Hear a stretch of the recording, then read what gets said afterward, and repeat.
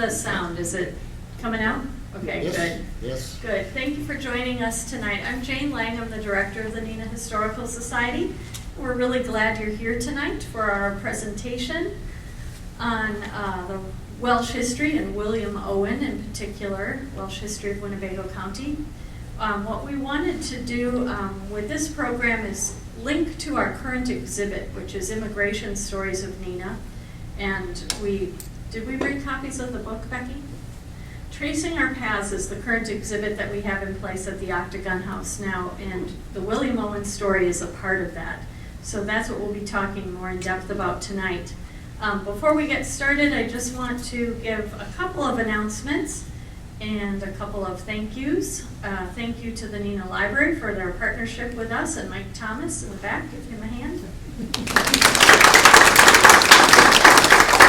And thank you to Nick Jeffney. He's the president of the Menasha Historical Society, and he does a great job with videotaping all of our programs so that we can then put them up on YouTube so that people can watch them from all over the world, which I'm sure they're doing.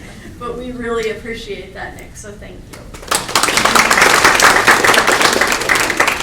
So next month's program, I just want to give a reminder, will be held at the Menasha Library. They'll be doing some carpet replacement here at the Neenah Library, so we will be meeting over at the Menasha Library on April 21st at 7 p.m. We're starting a new series that's called Pioneers and Settlers, and we wanted to talk about some of those early pioneers who came to Neenah and established it in so many ways. Some stories you'd be familiar with and others not, so we're excited. Our first program will be the Joseph Jourdain story, and you may not have heard of him, but he was the very first blacksmith in the entire state of Wisconsin.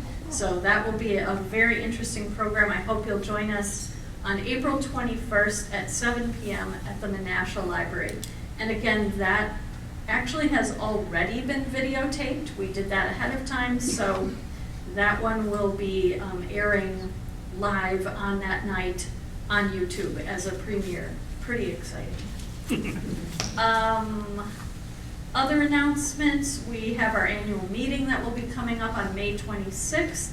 So you will receive information about that in your newsletter if you're a member of the Historical Society. If you would like to become a member of the Historical Society Neenah, all of our information is over there at the table with Becky. Becky Kwiatkowski is the Assistant Executive Director. So with that, I think we're going to get started with tonight's program. Again, we were so interested to be able to learn so much more about William Owen. And we had featured him in the exhibit, Tracing Our Paths, that's at the Octagon House. But with the help of one of his descendants, Julie Hawkins, we were able to learn so much more about him. So she'll be doing the bulk of the presentation on his life and his life story. So we're very thankful for that. She'll be sharing about her great-grandfather, William Owen, a Welsh immigrant who came to Neenah in 1887. She'll be talking about William's family in Wales, his family that came to Neenah, and the family that he and his wife, Mary Jane, raised here in Neenah. We'll see how William maintained the Welsh traditions of his family, and especially his love for singing. You'll find out in this presentation how important that is to the Welsh. And there'll be many connections to Neenah's history. You'll certainly recognize events and places that impacted William Owen's life. Julie enjoys living in her hometown of Neenah and being part of this wonderful community, so we're very thankful for her participation and all the research that she did for us. So I'm just going to be giving you a little bit of an overview of who the Welsh are. Where is Wales? I actually was at Rotary today, and somebody sitting next to me said, "Where's Wales? I don't even know where that is." And I was stunned, but that's what we'll be talking about tonight. Who were the Welsh? Where did they settle? What set them apart? We also did some field trips in 2020 down to a couple of churches in Winnebago County, and that group of people is here tonight with us as well, so I'm very pleased that they're here joining us. We'll be talking about a little bit, and they'll be able to fill you in more about some of the activities that are still taking place at those churches today. and then we'll be focusing on the life story of William Owen as well. So here you go. I should have had this map for the person sitting at the table with me at Rotary today. We did hold up a cell phone and said, this is Great Britain and here's Wales on the side. So at least this gives you a little bit of a sense of where Wales is, but I'm thinking many of you here tonight already knew where Wales is. Hope so. Some of the earliest founders in the U.S. had Welsh ancestry. And I was not aware of this, but 5 of the signers of the Declaration of Independence and 8 presidents, including Jefferson, Lincoln, John Adams, and of course John Quincy, were some of the people of our founding fathers who had Welsh ancestry. So who are the Welsh? They're the ethnic group that is native to Wales. They perceive themselves or are perceived as sharing a cultural heritage and shared ancestral origins. Wales is the 3rd largest country of the United Kingdom, and in Wales, the Welsh language is protected by law. Welsh remains the predominant language in many parts of Wales, particularly in North Wales and parts of West Wales. This I thought was very interesting. Research suggests the Welsh are genetically distinct from the rest of mainland Britain. Professor Peter Donnelly of the University of Oxford states that the Welsh carry DNA which could be the most ancient in the UK, and that people from Wales are genetically relatively distinct. So I thought that was kind of interesting. So why were people from Wales coming to the United States? Primarily for economic opportunity, and that really was the driver for most of the immigrants coming to the U.S., economic opportunity and opportunities for farming. A lot of the research that we did for the presentation tonight came out of this book, and I think you all brought more copies of this book as well. This is the history of the Oshkosh Welsh settlement, the 100th anniversary, which occurred in 1947. It was reprinted in 2017. Fantastic information in this book if you are interested in learning more about Welsh history and your Welsh ancestors potentially from the area. This is the book that you need to have. I'm just going to read a very short part of this. This is the account of Mr. Robert Roberts, as there was a group of 9 Welshmen who first arrived in Winnebago County, and this is just one paragraph from his long, detailed account of their trip here. At last it was decided to proceed toward Winnebago. We came to Waupun, and from there we came to Fond du Lac to get plats of the towns of El Dorado, tell me if I pronounce it wrong, Nakaimai, and Utica.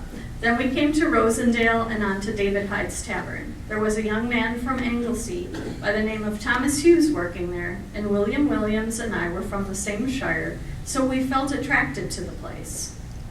This hostelry stands to southeast of the house of Thomas Hughes, who is a tailor. We reached there Saturday afternoon, and we stayed there over the Sabbath.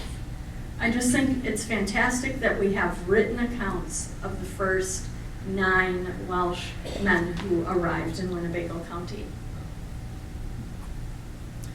This is a photo of the Bethesda Presbyterian Church in Oshkosh, and the congregation dates to 1856. It was, actually this building dates to 1856, but the congregation dates to 1849. So it's thought to be one of the oldest congregations, if not the oldest congregation and church in Winnebago County. And it was started by the Welsh community. This is the second church that they built, and that was in 1856. It still stands today. As I said, in 2020, I was able to go down and visit some of these churches and cemeteries in the rural Oshkosh area. It was such a delight to meet with the people who are working there at preserving these churches. This is the interior of the Bethesda Presbyterian Church. So when we were doing research for the Tracing Our Paths exhibit, this was a great opportunity for us to learn about Welsh history. This is an interior photo with some of the stained glass inside the building. Obviously has a lot of inscriptions in Welsh. This plaque on the wall, Land of My Fathers, I'll read it if you probably can't see that, so I'll read it to you. Land of my fathers, the land of my fathers is dear unto me, old land where the minstrels are honored and free. Its warring defenders so gallant and brave, for freedom their life's blood they gave. Wales, Wales, true am I to Wales, while seas secure this land so pure, or may our old language endure. Additional stained glass with names attached to it, Hugh Owens, Catherine Owens. You can see the side of the pew, it's nicely engraved. And here's the adjacent cemetery at that church. Most all of the tombstones are engraved in Welsh, which I thought was very interesting and unique. It's a very old cemetery. This particular tombstone I found there, David and Ann Morgans. They died in 1856 at the age of 66. So this is definitely a very old cemetery. We then visited the Zor Cemetery. The Zor Cemetery was formerly the site of the Welsh Congregational Church, which had been built in 1861. And there's a monument to that church you can see on the slide, which describes that church that had been located where the Zor Cemetery is.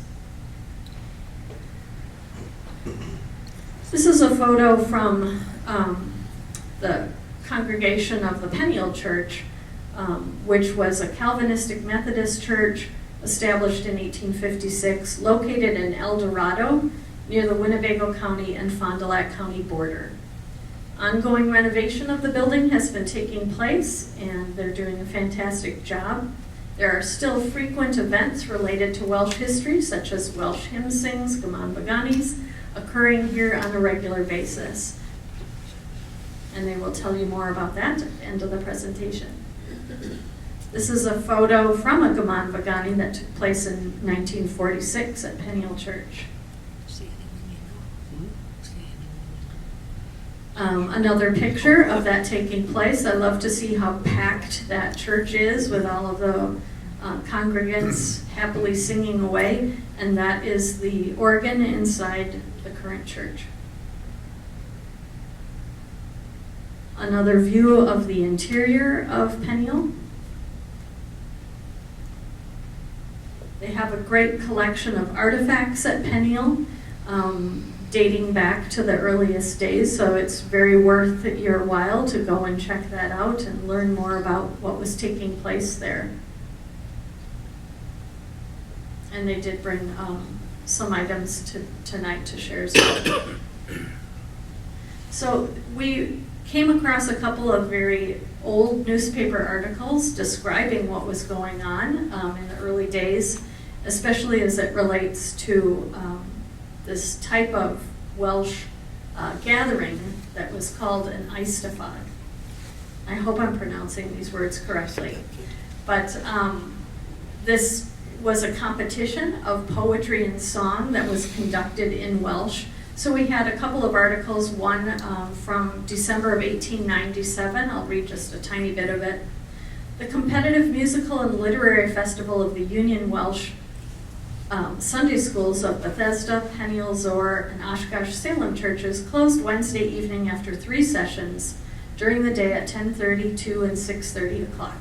The evening session was largely attended, every bit of available space in the prettily decorated Salem church on Light Street being occupied. Much interest was manifested in the various competitions, and those who appeared on the program were given hearty applause.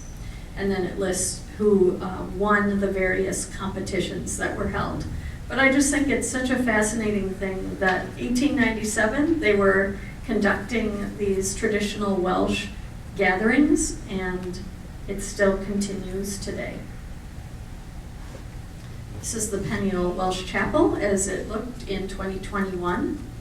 And as I said, if you connect to their Facebook page, it highlights their many activities, and representatives from that church will be able to talk to us a little bit more about what's going on there today and what they're doing this year and celebrating their anniversary. So with that, I'm going to turn it over to Julie, and please help me welcome Julie Hawkins.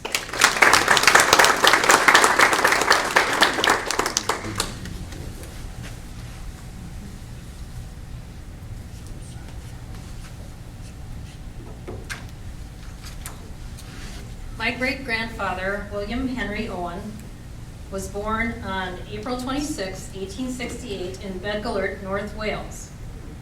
William's father, Henry Owen, was a copper miner, and his grandfather, John Owen, was also a miner.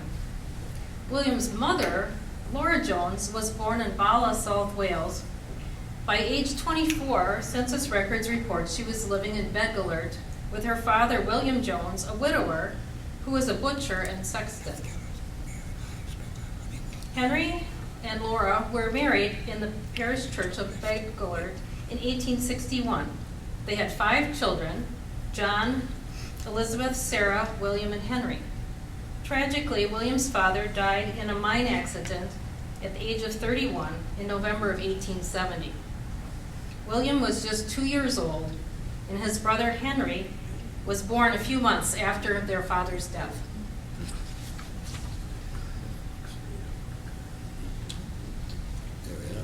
The country of Wales has a beautiful landscape. However, as we've seen in the family, work as a miner was difficult and very dangerous work.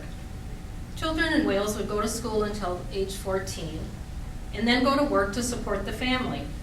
Boys would work long days on a farm or perhaps at a quarry or in the mines. Girls would often be household servants working for and living with another family.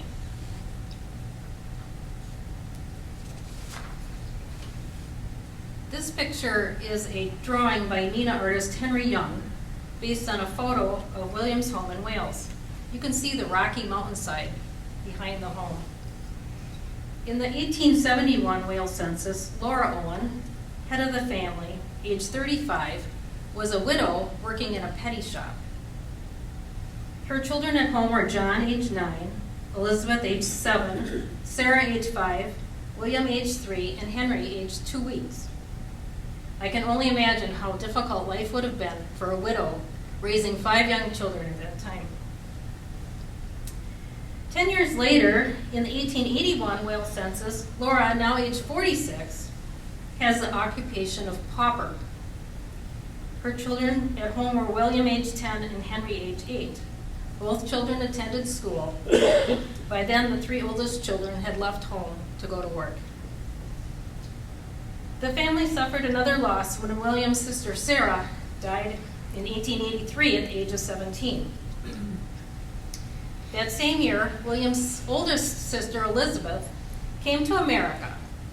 She was 21 years old, and she came to live with her aunt and uncle, William and Jane Hughes, who had a farm on the outskirts of Neenah. The Hughes were some of the earliest Welsh settlers in the area, arriving in Wisconsin between 1850 and 1854. Elizabeth married and had 2 children. By 1900, she was a successful farmer living at 116 Park Street.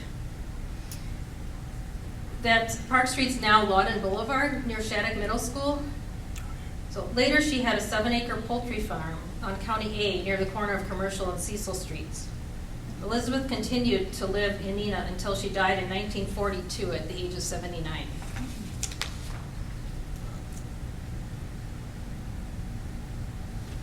William's mother then died in 1885. She is buried in St. Mary Churchyard in Bedgellert, Wales.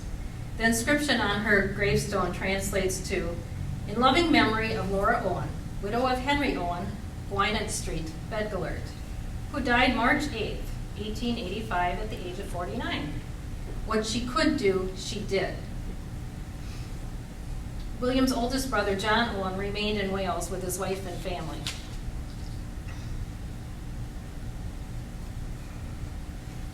After their mother's death, William's younger brother William's younger brother, Henry, came to the U.S. in 1885 through New York at age 14. He joined his sister Elizabeth, who was in Neenah, and went to work in the flour and paper mills. Henry lived in Neenah until 1906 and eventually moved to California. He and his wife were regular attenders at the California annual reunion of former Neenah residents. He lived in Los Angeles until his death in 1949. And my great-grandfather, William, he was the last in his family to come to the U.S. He came in May of 1887 and settled in Neenah, along with his brother and sister. The newspaper reports that his journey to the U.S. was on the ship City of Montreal for 14 days through a terrible storm. He came alone and he was 19 years old. Upon arrival in Neenah, William immediately went to work for the Patent and Russell Paper and Pulp Mill, which later became Neenah Paper Company.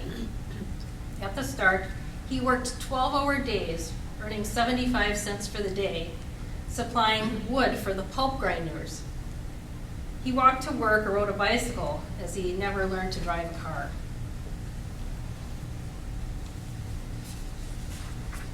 William soon met another Welsh immigrant, Mary Jane Jones.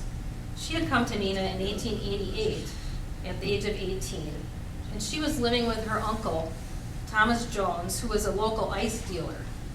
Thomas and wife Elizabeth were also Welsh immigrants living in Neenah since 1855 with their two sons, Arthur and James.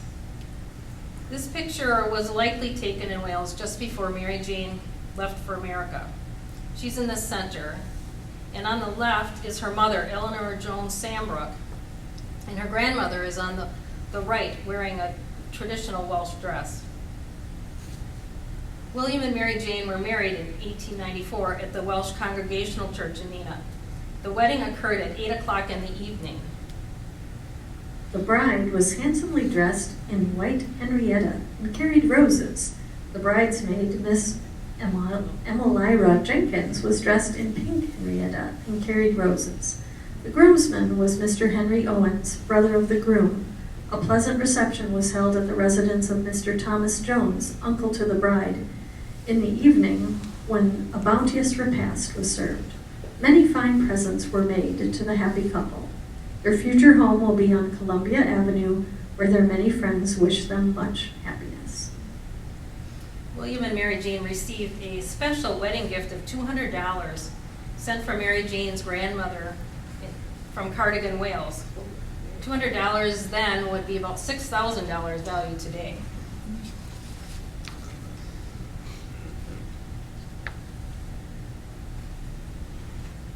Later that year, in November 1894, William and Mary Jane purchased a home at 320 East Franklin Avenue, next to Green Park.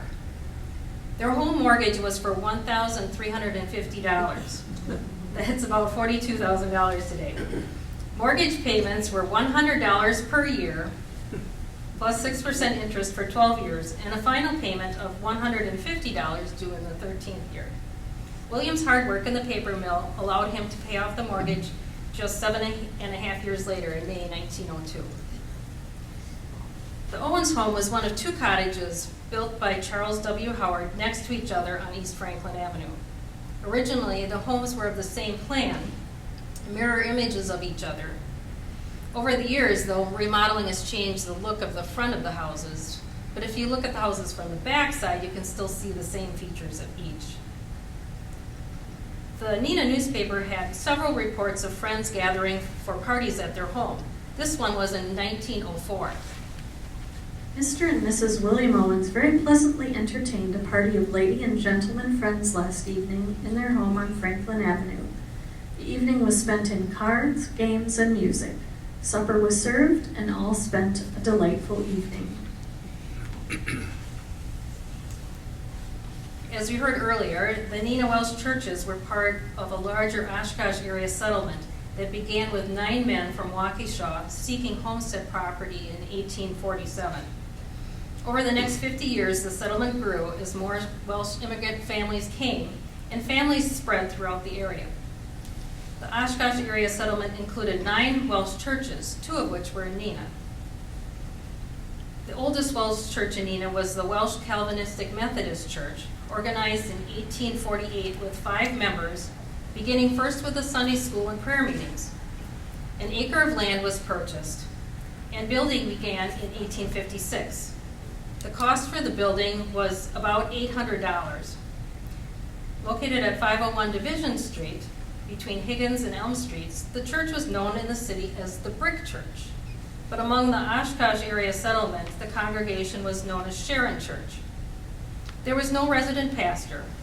A church history reports, this church was never numerous, and the present number is 14, but they are especially faithful and gracious of spirit.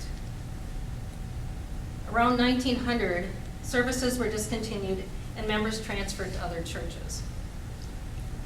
The second Welsh church to be established in Neenah was the Neenah Congregational Church, organized in 1861 with about 24 families in membership. A church building was completed the following year at a cost of $624.71, with just over $200 debt on it at the time. Opening meetings were held by Reverend Humphrey Perry in September 1862. The congregation requested that he travel to the different Welsh settlements in the state and ask for contributions towards their church debt. Reverend Perry returned from his travels a few months later. An account of the funds collected found enough to pay the entire debt with 33 cents left over. The White Church, as it was known at the time, was located on East Columbian Avenue near Pine Street. A map from 1900 shows the church location, noting that it was 16 feet to eaves, heat was from stoves, and lighting was from lamps. Some services were held along with the nearby Welsh Calvinistic Methodist Church. By 1899, the two churches worshiped together, with services held at each location by turn, and William Owen leading the singing at both locations. Many members attended other Protestant churches in the Sunday mornings, and then they went to Welsh services that were held on Sunday afternoons. In 1907, the church property was sold, and the building was torn down or possibly relocated, and later a home was built there.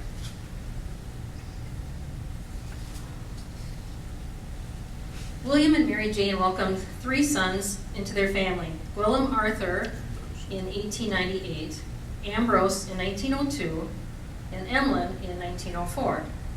Their second son, Ambrose, was my mother's father. He was born at home in Neenah and lived in Neenah most of his life.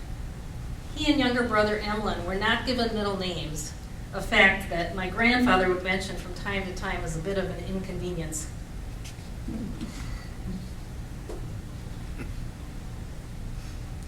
The 3 Owen boys attended Neenah Schools and church Sunday school. Each sang with their father in church and community singing events. The boys were active in the Neenah Boys Brigade and took piano lessons.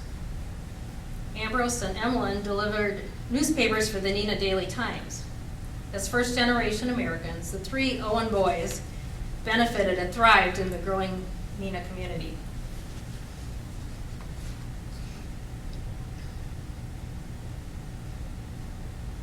Ambrose, my grandfather, told me that as a boy, he had a job to deliver milk to a home on the island. So from his house on Franklin Avenue, he carried a pail of milk several blocks across the river on the railroad bridge and over to the island. I sure hope that pail had a cover on it. In 1917, William and Mary Jane became naturalized U.S. citizens. William is described as 47 years old, 5 feet 2 inches in height, white, fair complexion, blue eyes, and dark brown hair.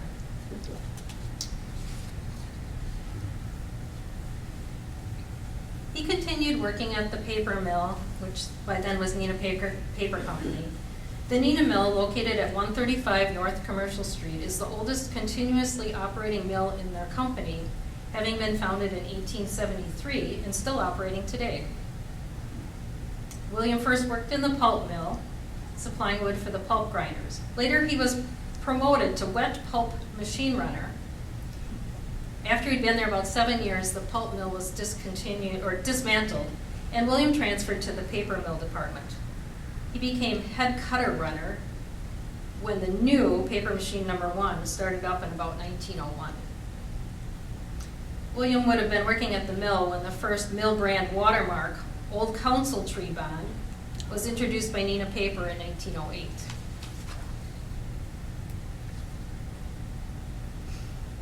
He later worked in the finishing department as cutter and foreman. He remained in the paper mill until his retirement in 1945 after 57 years with the company. At 50 years of service, he was honored with a gold watch, which was one of 2 gold watches that he specified in his will for his grandsons. At the time of his retirement, he had the longest continuous employment of anyone in the company.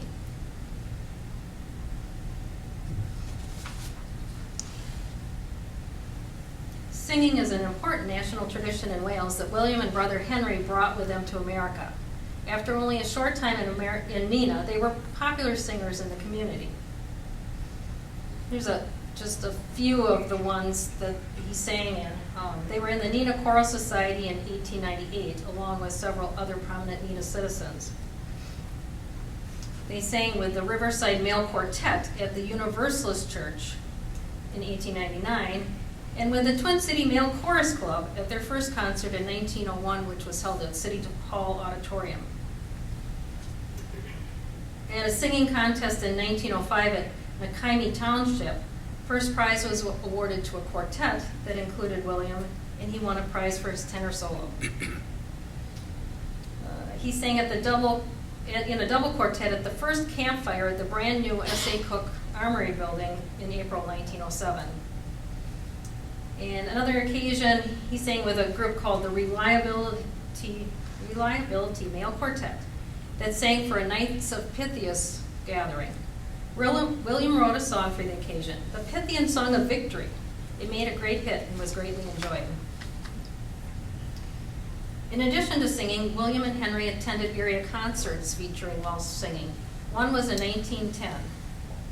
The North Wales Royal Male Voice Choir will sing March 16th at the Neenah Theatre. Tickets for reserved seats should be secured at once to make sure that you can get a seat for the greatest and best concert ever secured for the Fox River Valley. And the price of the tickets will be within reach of every lover of good music. The singers are from North Wales, but they will sing in English. Ticket prices are 25 cents for gallery seats. Tickets are available from William Owen.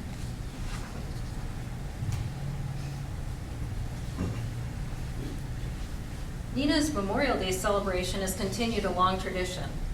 As early as 1906, a parade originated on Main Street in Menasha, then marched through Neenah, and then out to Oak Hill Cemetery for a commemoration service, much like it does today. That year, the song America was led by a male quartet that included William Owen. Fast forward to 1933, the newspaper reported that William Owen has for more than 30 years sung at Memorial Day observances at Oak Hill Cemetery.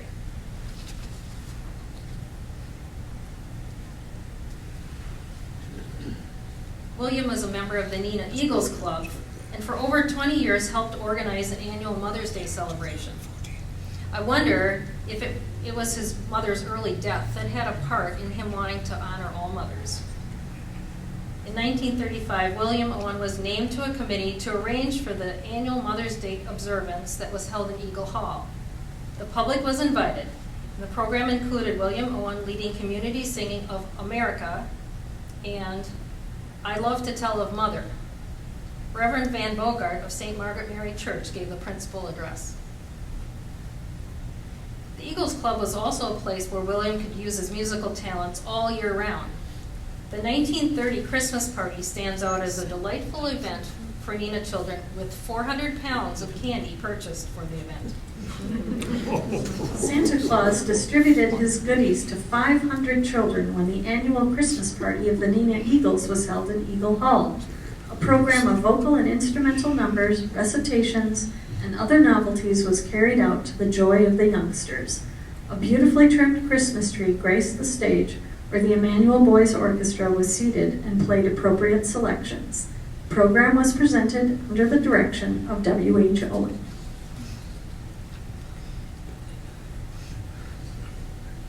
It's a appropriate we're having this program in March because March 1st is a Welsh national holiday to honor St. David, who was a missionary in Wales in the 6th century. Daffodils are a favorite flower for the day, along with parades and wearing of traditional Welsh costumes. Each year, the Welsh in the Oshkosh area gather to celebrate St. David's Day, and they did such this year just a few weeks ago. More than 200 people attended a celebration in 1938. St. David's Day will be celebrated at the First Congregational Church, Oshkosh. The program is held annually in tribute to the patron saint of the Welsh people and those of Welsh ancestry. A double Welsh male quartet composed of Neenah men, under the direction of William Owen, will sing some of the better-known Welsh songs. The accompaniment will be played by Owen, Green Bay, formerly of Neenah, who daily broadcasts piano and organ recitals over the radio.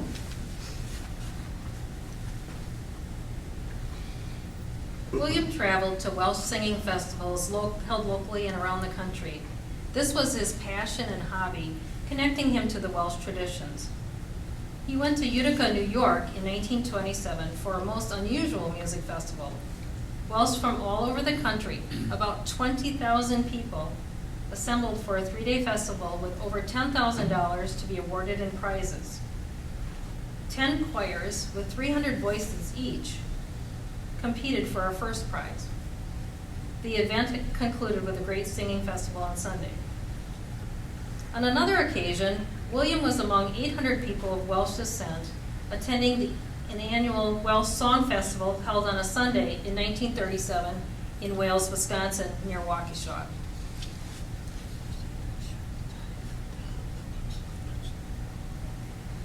William and his good friend Owen W. Jones often sang together. They were both from the same hometown of Bethesda, Wales, having known each other in the Old Country. They reunited when Owen Jones and his family moved from New York to Neenah in 1895. The two men remained good friends the rest of their lives. About 75 Neenah and Menasha residents will attend the annual Welsh Hymn and Song Festival Sunday at Pinel Church, southwest of Oshkosh. For the past 26 years, the festival has been held the fourth Sunday in August and has gained much attention through the Midwest. William Owen and Owen Jones, two well-known Neenah men who were born in Wales and can sing with the best of them, haven't missed one of these Welsh sings. William sang in the church choir for over 50 years, rarely missing a Sunday. He was also invited to sing at many local churches. And just to name one of them, in 1927, he sang with the male chorus of Neenah that gave a concert at Trinity Lutheran Church in Appleton. The entire Owen family was involved. Members of the chorus included William Owen and sons Ambrose Owen and Willow Owen, and Emmet Owen was organist.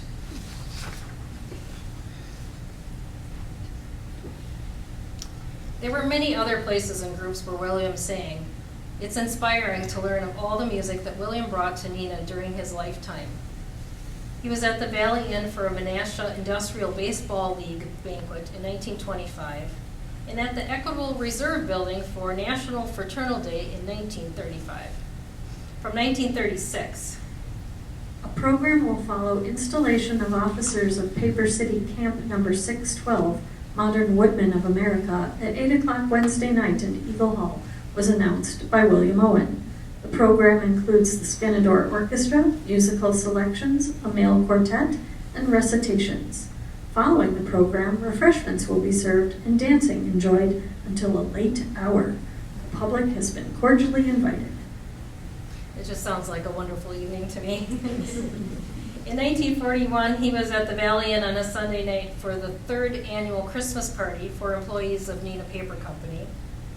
And then he sang at the Neenah Club for various times, including in 1946 for their Christmas luncheon. William's final trip was to a Welsh Song Fest in Salt Lake City, Utah in 1949. In a postcard to granddaughter Nancy, signed with his usual 3-word signature, Grandpa Owen, he writes, "Just a few lines that wish you could see this great city. It is just marvelous. Tomorrow will be the great day when there will be thousands of people in the great choir." And upon his return, the newspaper reported, William Owen returned from a trip to Salt Lake City, Utah, where he sang in a choir of 5,000 persons at the annual Welsh Song Fest held at the Great Mormon Tabernacle. Attending the 3-day Gamanva Gani were some 15,000 Welshmen from all over the country. William, the only Neenah resident to attend, went with a group of 18 Welshmen from Milwaukee. He attends the events yearly and is planning to go to Cleveland for next year's Songfest. While in Utah, he did considerable sightseeing about Salt Lake City and surrounding areas.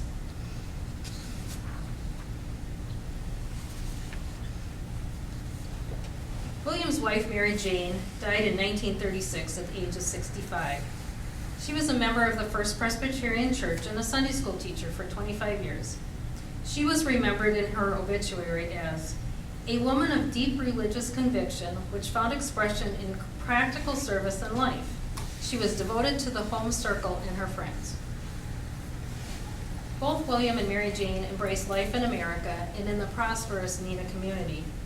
They left difficult family situations in Wales, seeking a better life in America.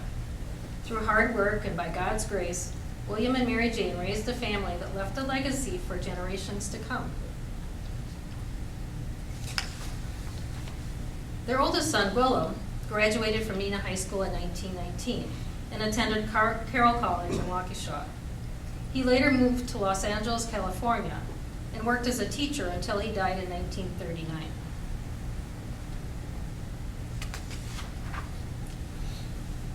Their youngest son, Emmet, graduated from Neenah High School in 1922. He was a piano and organ instructor and church organist. He went on to a career in radio announcing and later worked for the Kimball Organ and Piano Company, designing and installing large pipe organs. Emmet and wife Gladys had 3 boys, Robert, Peter, and Daniel. Emmet died in 1976.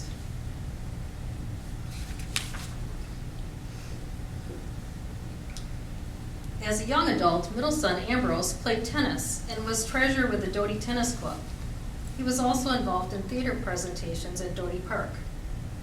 After high school graduation in 1920, Ambrose went to work at the First National Bank in Neenah. He started as an assistant and later took a job as a teller, and in 1929 was promoted to head of the savings department.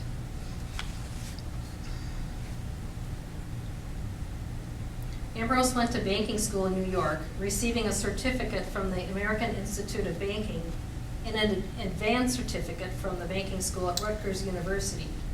He remained at the Neenah Bank for 48 years, retiring as executive vice president and branch office president in 1968.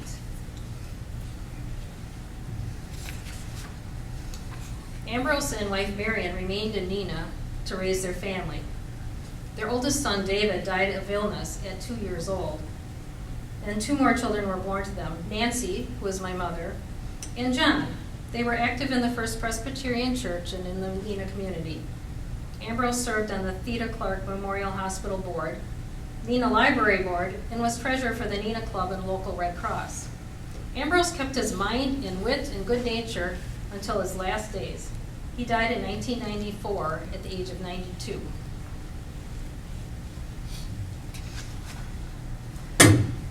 William enjoyed visits to his son's home and spending time with his grandchildren. I think he really enjoyed being around the children. He once traveled to California to visit his brother Henry, and many times went to Iowa to visit son Emmet and family.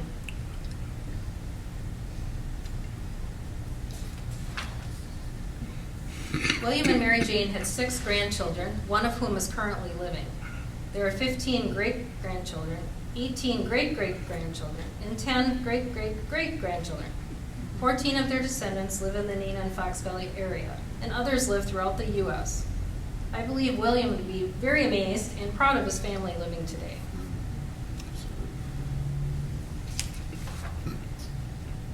William also enjoyed keeping his yard immaculate and working in his garden. He was active at the First Presbyterian Church as a deacon and choir member, and in the men's club. He was a member of the Neenah Eagles, Modern Woodmen, Knights of Pythias, and Neenah Club. He died in 1950 at the age of 82. Throughout his life, William fully enjoyed his passion for singing. He never lost his nostalgia for his homeland. He was prominent in the Welsh affairs and long active in the musical groups which make up the beloved Welsh songfests. The songs of the land of his birth, Wales, with their seeming unpronounceable names, are his favorites and are as dear to him as a glimpse of his birthplace itself. As often as possible, he attends music festivals where Welshmen gather to sing their hearts out.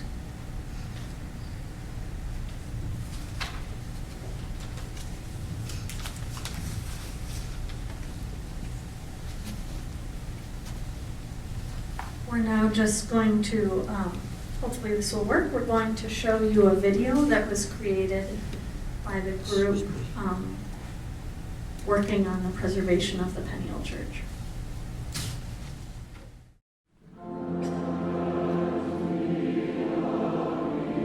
Our roots run deep, back to our ancient homeland.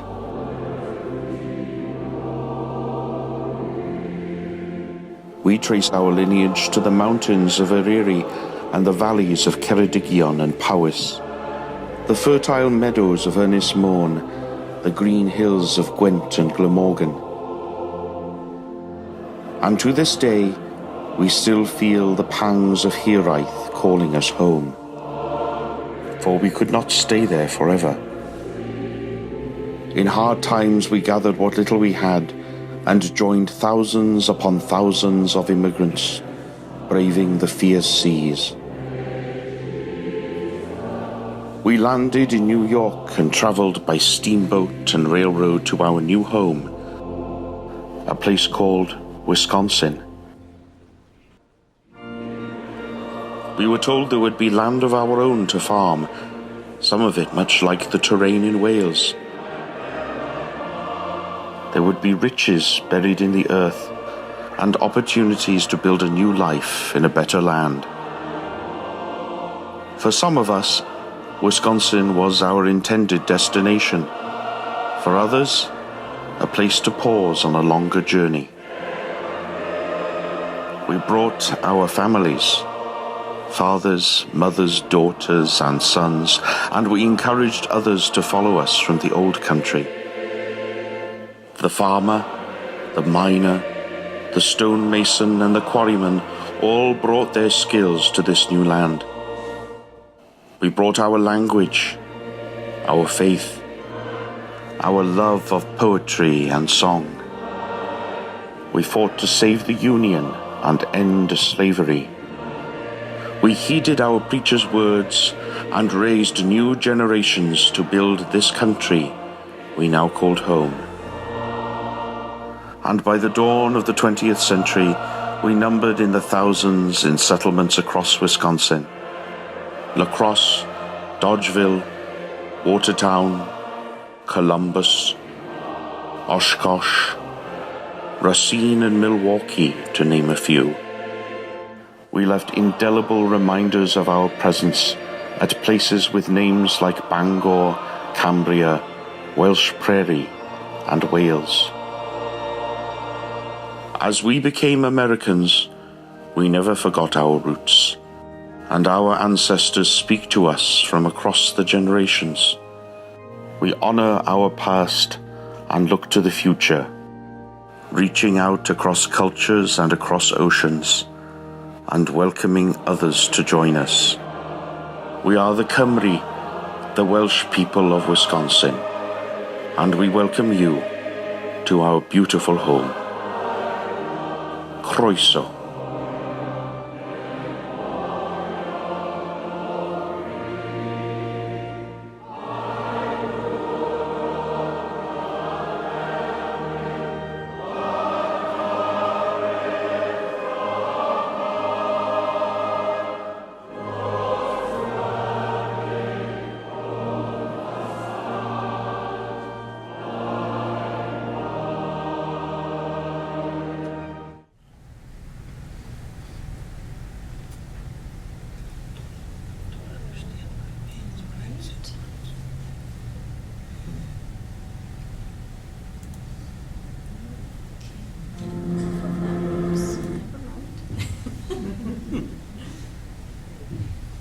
Thank you so much for joining us tonight, but before we leave, I've heard we have the special treat and opportunity to actually hear from a Welsh singer who is with us tonight. So, Carol Lee, would you like to introduce?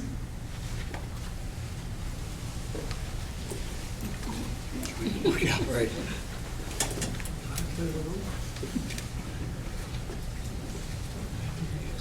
First of all, I'd like to thank the Neenah Historical Society and the Neenah Public Library for offering this wonderful opportunity for you to learn more about the Welsh in Wisconsin. And we have Joe Corbin here, who will be singing for us.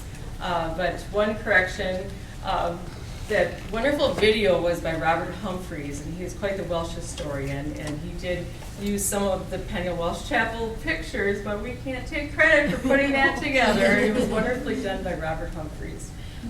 Please feel free to look at our displays, and if you'd like to look over the green book, as the Welsh people know it, we have copies over there for you to look at and purchase if you like. But please take a list of our events for this year, and there are many more Welsh opportunities and also other Christian music opportunities at Pinel Welsh Chapel. So I will hand this over to Joe Corbin.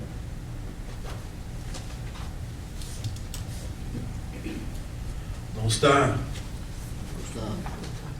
There's one Welshman here at least. I had chosen to sing Colin Lan, which was the middle song that they sang on the presentation. My ancestors first came over in 1637 and settled in Massachusetts. One of their other cousins started the Corbin Lot Company. I don't know if some of you may have run across that anyway.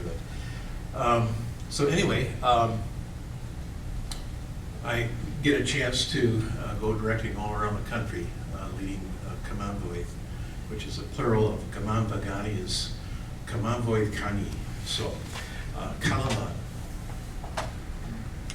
Nid wyn gofyn bywyd maethus, a'r rabid na'i berlau man, gofyn wyf yn cael yn hapus, cael yn honest, cael yn lan.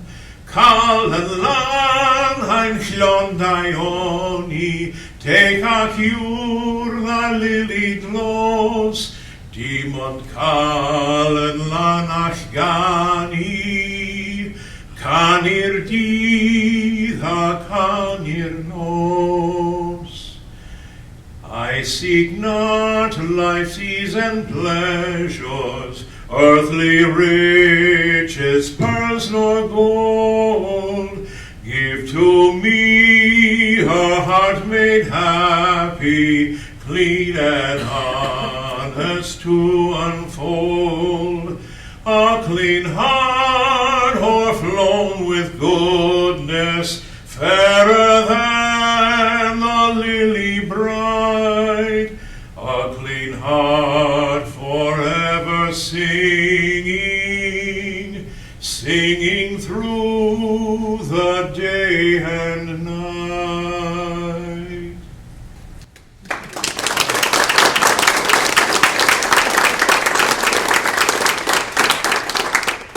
This vest is out of the Dawi Brithwi Sant, the St. David's Millennium Plaid that they designed for the turning of the century. And I don't have a kilt, but I do have a leg.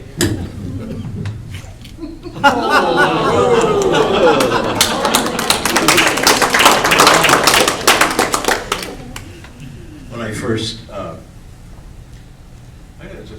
guess a couple of years ago at the national meeting, I decided to wear shorts. I'd never done that. And oh, where'd you get that?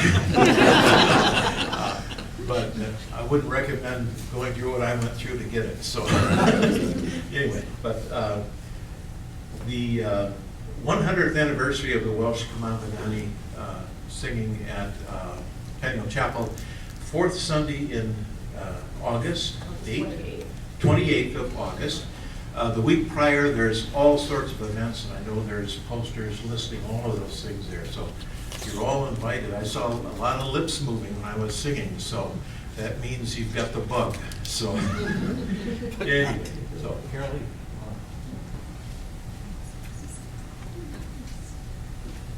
Well, we will be over here and ask questions about the history,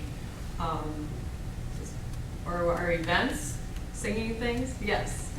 I have some information for her. Is it Miss Hawkins? Yep. My name is Michael Holtz, and in 1945, my parents moved from Illinois up to Neenah, and they wanted to open a sewing machine store.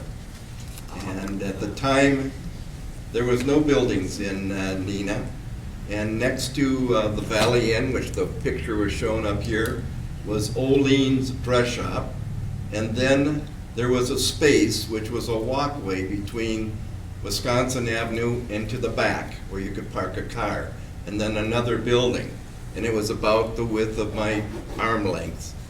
And the gentleman was, because there was no building in Neenah, was smart enough to put a wall on the front and on the back and a roof, and the side walls were the bricks from the other buildings. And my parents went to the bank and met your grandfather and said, we want to open a sewing machine store, and we needed a loan and some things like that. And so that's how we were first introduced to mbrose. And at the time, there was little or no housing in Neenah. In fact, as many might know, over on Cecil Street, there was an area called the Bowen homes. These were homes that all looked alike. They were all slapped together after the Second World War because of the lack of housing here. And so my parents said, we are looking for a place for their two sons at the time.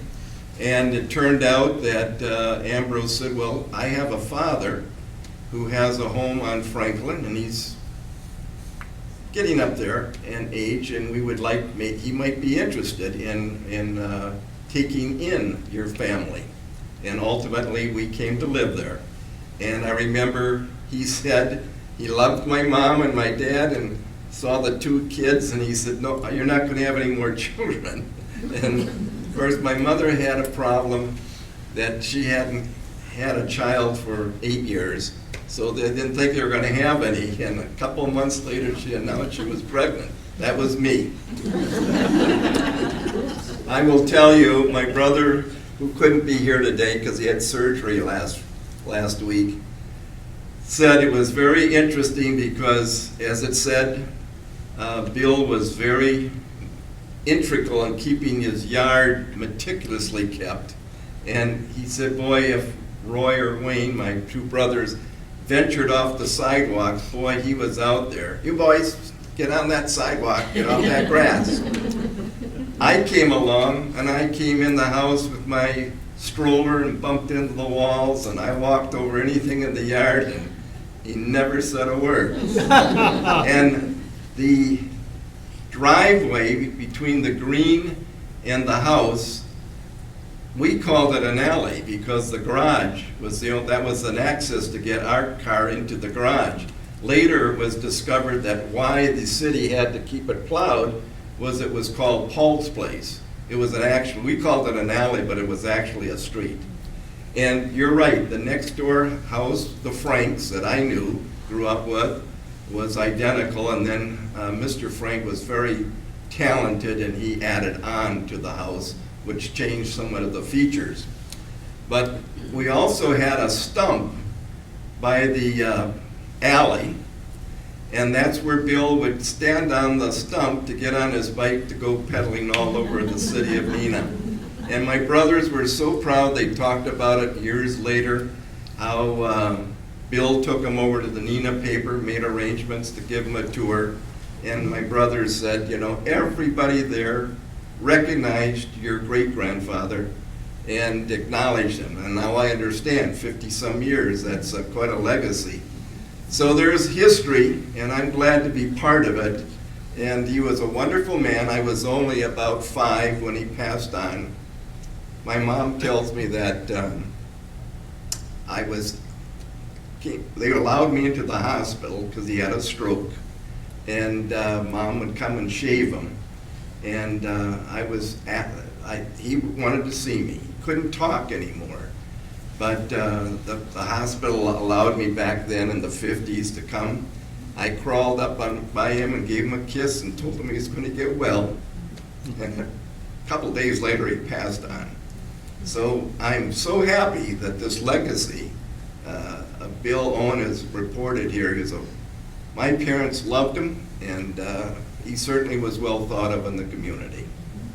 I had the pleasure of speaking with your brother last 2 weeks ago. I think Okay, it was, just on the before he phone, had and he told surgery, me yes. some stories about living there. They were very. We were wondering where we remember M, his brother. And I remember when I was a kid, Bill and my parents and my brothers went to Waterloo, because that's where M was. And all I remember was he was doing something on some radio station, and he played this magnificent organ. But then you alluded to the fact that he was involved with, what organ company was it? Kimball, yeah. I can understand now. I was too young to figure that all out. He was a radio announcer? Yes, yes. I want to interject here because I am Welsh. I was born and raised there. I came here when I was 26 years of age. My name is Hugh Davis, by the way, and I've lived in Neenah since I came here back in 1967.